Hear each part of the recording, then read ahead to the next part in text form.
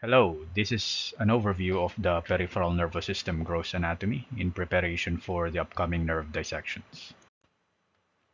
As you know, the nervous system can be divided into the central nervous system, comprising the brain and the spinal cord, and the peripheral nervous system, comprising the nerves and the ganglia carrying signals to and from the central nervous system. For the rabbit dissections, our focus is the spinal nerves, which come out from the spinal cord and pass through the intervertebral foramina in between successive vertebrae. The spinal nerves are named after the region of the vertebral column they're associated with. In general, there's one spinal nerve for every vertebra. For example, in rabbits and all mammals, there are 8 cervical spinal nerves, abbreviated as C1, C2, all the way to C8. And since there are 12 thoracic vertebrae in the rabbit, there are also 12 thoracic spinal nerves, abbreviated as T1 all the way to T12. There are 7 lumbar spinal nerves, L1 to L7, 4 sacral spinal nerves, S1 to S4, and a bunch of caudal nerves that we don't need to count. Now, during development, the vertebral column elongates more than the spinal cord. And so you'll see that the spinal cord kind of terminate prematurely somewhere here in the lumbar region. So it's much shorter than the spine itself.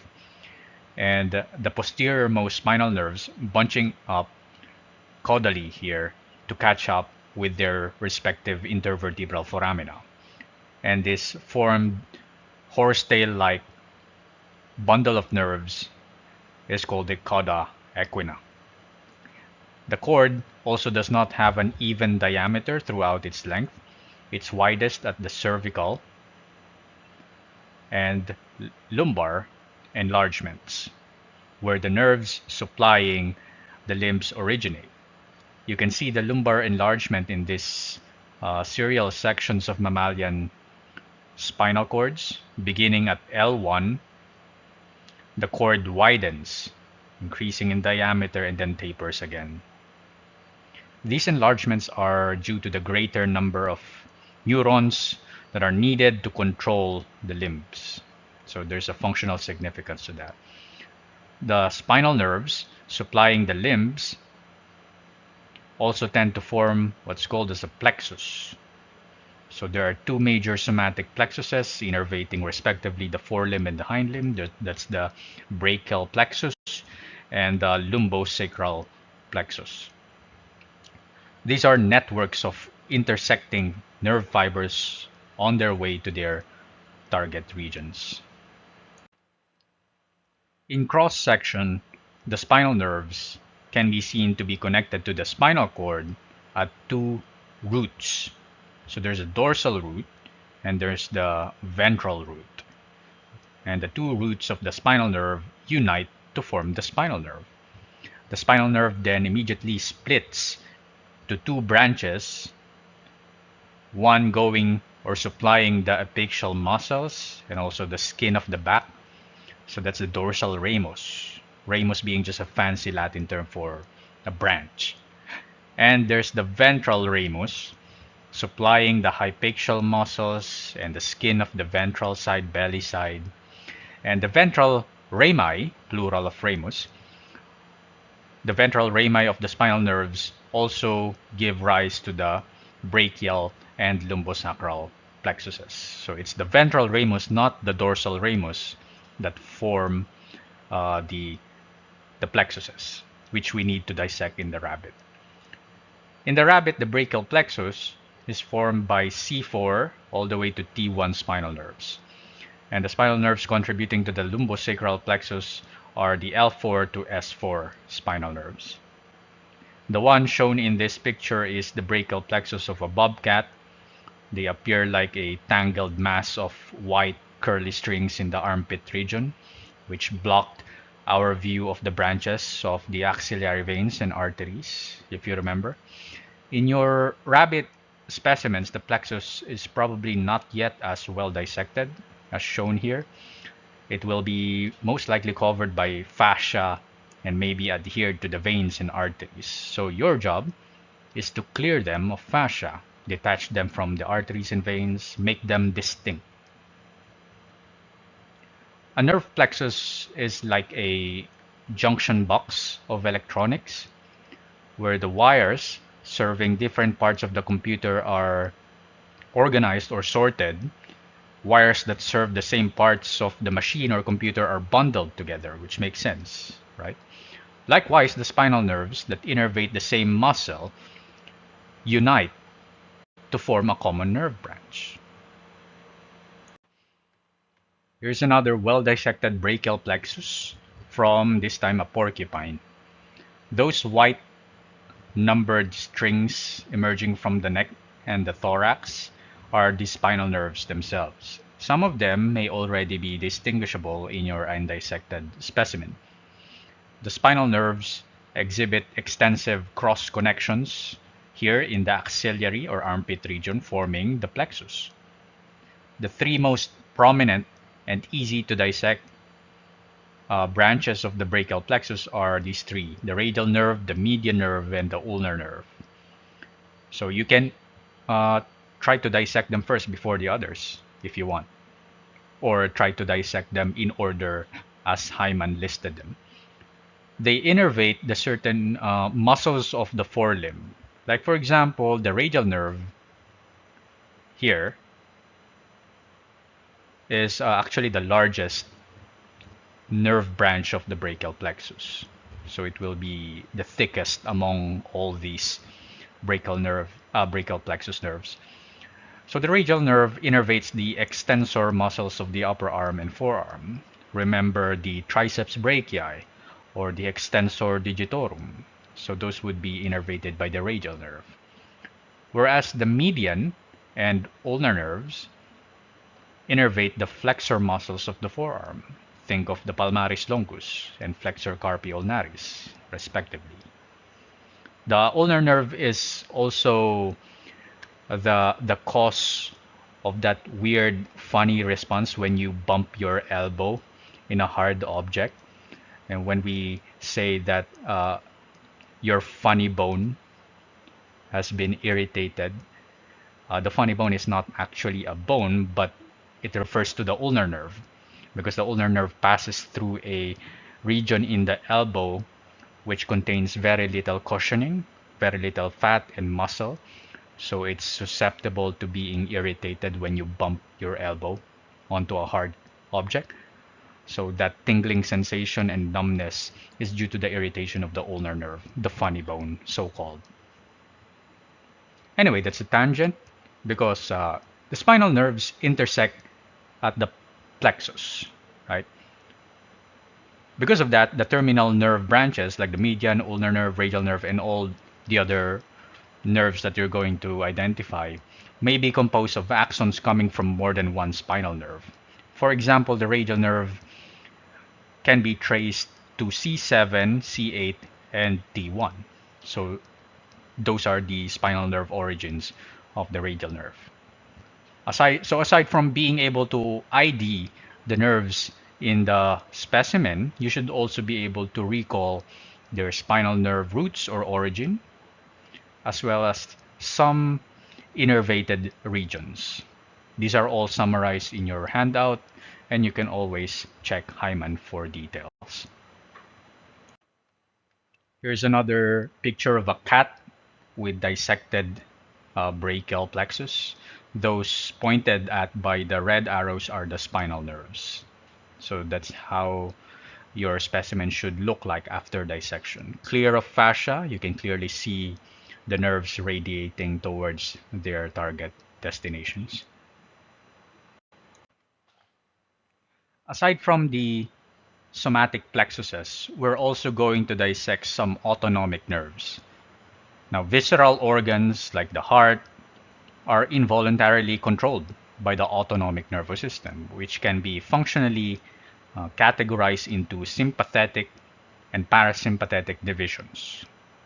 In mammals, the two autonomic divisions are also anatomically organized. Okay, so the sympathetic, for example, arises. Okay, look at this drawing here. The sympathetic division arises from the thoracic and lumbar spinal nerves. Hence, the sympathetic system or division is also called as the thoracolumbar outflow. The parasympathetic division is composed of nerves coming from the brain and the sacral spinal nerves. Hence, it's also called as the craniosacral outflow. The nerves of these two divisions synapse or relay into the ganglia on their way to their target visceral organs. These ganglia are simply aggregations of nerve cell bodies outside the central nervous system. You can also differentiate the two divisions based on the location of their ganglia. For example, the ganglia of the sympathetic division are mostly located beside the spine or paravertebral, forming this chain of ganglia here near the backbone. So you can look for them, the sympathetic ganglia, embedded in the intercostal muscles. So they will still be covered by the intercostal muscles. So you need some probe or forceps to dig them up. Not too much. They can be easily seen just by removing a bit of the intercostal muscles. Right? So they form a chain of ganglia. So it's called the sympathetic chain or sympathetic trunk. In small mammals like the rabbit and cat, the ganglia may appear as very slight enlargements, not as obvious as in this human example.